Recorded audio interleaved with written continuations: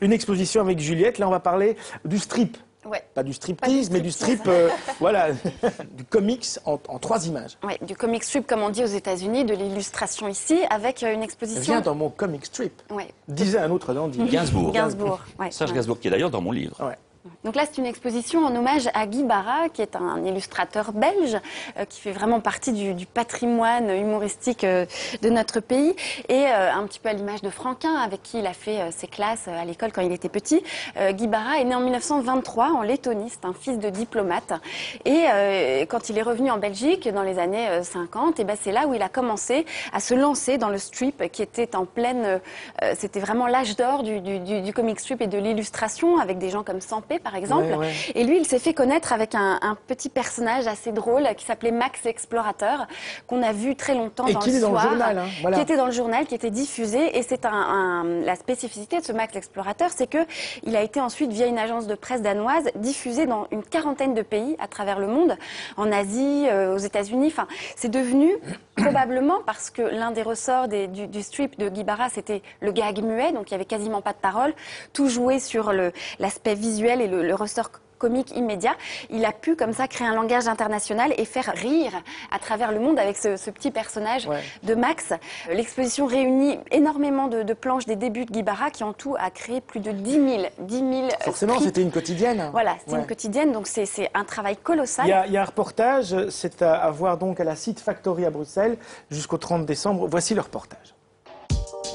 On a invité une centaine d'illustrateurs, de dessinateurs de BD, pour rendre hommage à Guy Barras. Alors en plus de tous ces hommages, il y a évidemment des originaux de Guy Barras, qui sont vraiment des petits bijoux de lisibilité, d'efficacité. On a par exemple ici Pierre Kroll. Un peu plus loin, on peut voir Philippe Geluck. Ce sont vraiment des grands noms qui, je pense, ont été influencés par Barras.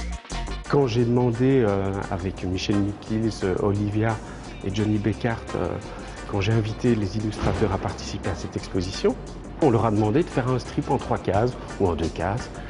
Et il faut avouer que l'exercice est très très compliqué, mais ils s'en sont bien sortis.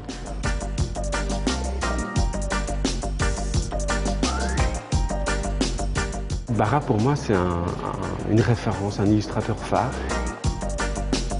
De retrouver des anciens dessins, mais là je les ai plus j'ai plus d'originaux, mais ce sont des dessins qui ont paru dans la presse à l'époque, des dessins humoristiques des années 50, avant Max, et donc qui montrent tout l'univers de mon père et son amour pour le dessin humoristique.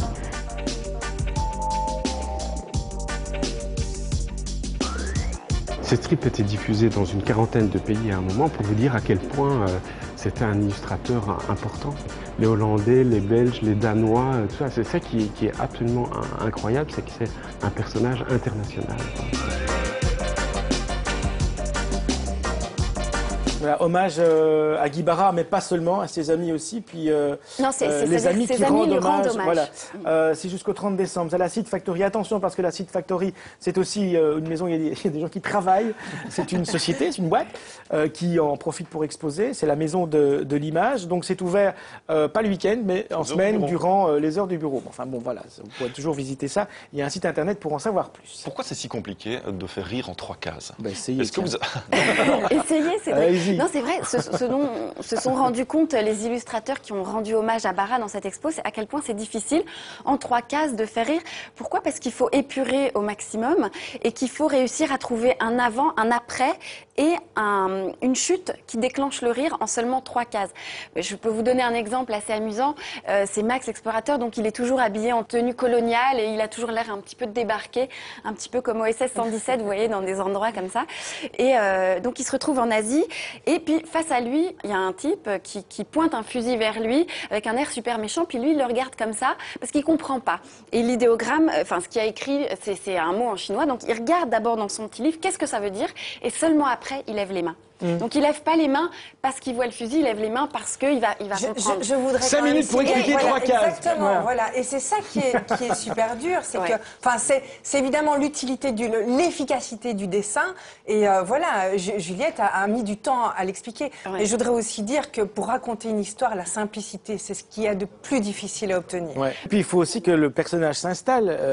Alors il s'installe évidemment sur ces 3 cases, mais dans la durée aussi. Oui, donc, dans la durée. il faut aussi savoir que c'était au quotidien que les lecteurs du soir découvraient. Vous vouliez dire un mot? Mais oui, je voulais dire quelque chose. Vous parliez de simplicité et ça me permet de rebondir justement sur le dandysme parce que Lord Brummel, qui était vraiment le grand précurseur du dandysme, disait ceci de très juste, c'est que la vraie élégance, elle est dans la simplicité, dans la sobriété. C'est celle qui ne se remarque pas. Et il n'y a rien de plus difficile que d'être élégant ou complexe dans la simplicité. Voilà, Barra and Friends, c'est jusqu'au 30 décembre. Seed Factory, pardon? Barra. Barra and Friends. C'est la seedfactory.be. C'est avenue des Volontaires, c'est à Auderghem, et donc tous les horaires de cette Seed Factory vous seront délivrés sur ce site internet.